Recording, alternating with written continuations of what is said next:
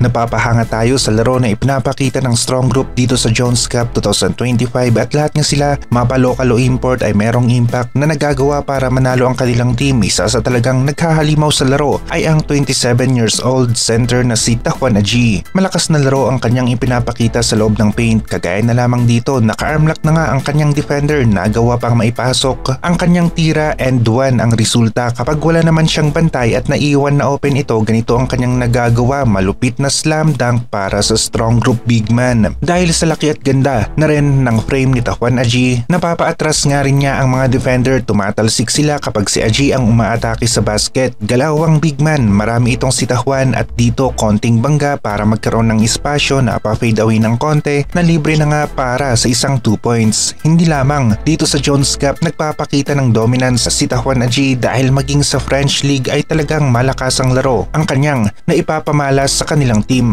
Bata pa ang player na ito, nasa 27 years old lamang at mahaba-haba pa ang kanyang karera sa basketball at nakikita nga natin na isa siya sa magiging main center ng Strong Group Pilipinas na kanilang tatawagin para sa mga international competition kagaya ngayon. Isa siya sa may pinakamalaking ambag sa latest na laro ng Strong Group, hindi lamang sa loob ng paint kayang gumawa ng mamang ito dahil maging sa 3-point area maganda rin ang kanyang asinta. Kawawa ang kanyang defender, pinopostehan at napapaatras, purong lakas ang ginagamit bago nga ito nagpapakawala ng tira kapag nakalapit na siya ng husto sa basket. Wala ngang naging sagot ang Chinese Taipei B sa lakas na ipinakita ni Tajuan Aji na mismatch ang Chinese Taipei B sa loob ng paint dahil sa kanya. Dito naman inutakan lamang ni Tajuan Aji ang kanyang defender, easy basket na para sa big man ng Strong Group. Magkakasunod ang nagawang basket ni Tajuan Aji, naging unstoppable ito laban sa team ng Chinese Taipei B. Pero masusubukan niya ang lakas ni Tajuan laban kay Jakar Sampson, ang power forward ng Bahrain. Parehong merong lakas at malapad na frame ang mga players na ito, isa ito sa matchup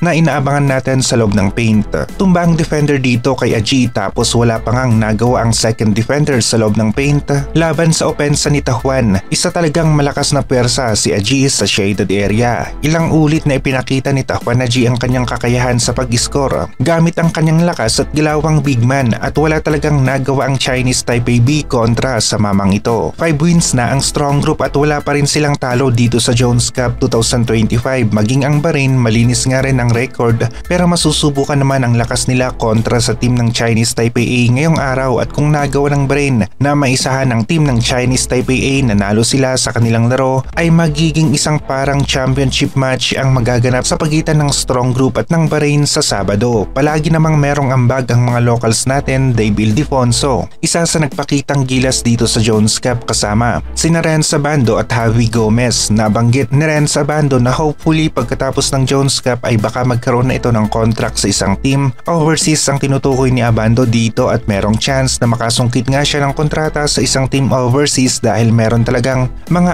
update na nagpapakita na may mga negosasyon na nagaganap tungkol sa kontrata. Ang tanong lang ay kung magkakasundo ba sa termino at halaga ng kontrata. Patuloy ang magandang laro ng Strong Group at ngayong araw ang target nila ay ang kanilang ika-6 na panalo. Na-check naman na kanilang makukuha. Ang challenge lang sa Strong Group ay kung anong klaseng laro ang ipapakita ng Bahrain laban sa kanila at talagang may laban rin ang team ng Bahrain ngayon kontra sa team ng Strong Group Pilipinas. Hindi sila basta-basta magpapatalo, lalong-lalo na nga at alam na alam nila na meron silang chance na manalo at ang magkampiyon dito sa Jones Cup 2025. Magiging isang banta ngayon ang team ng Bahrain laban sa Strong Group Pilipinas. Sila ang pinakahuling team na may palag kontra sa team ng Strong Group.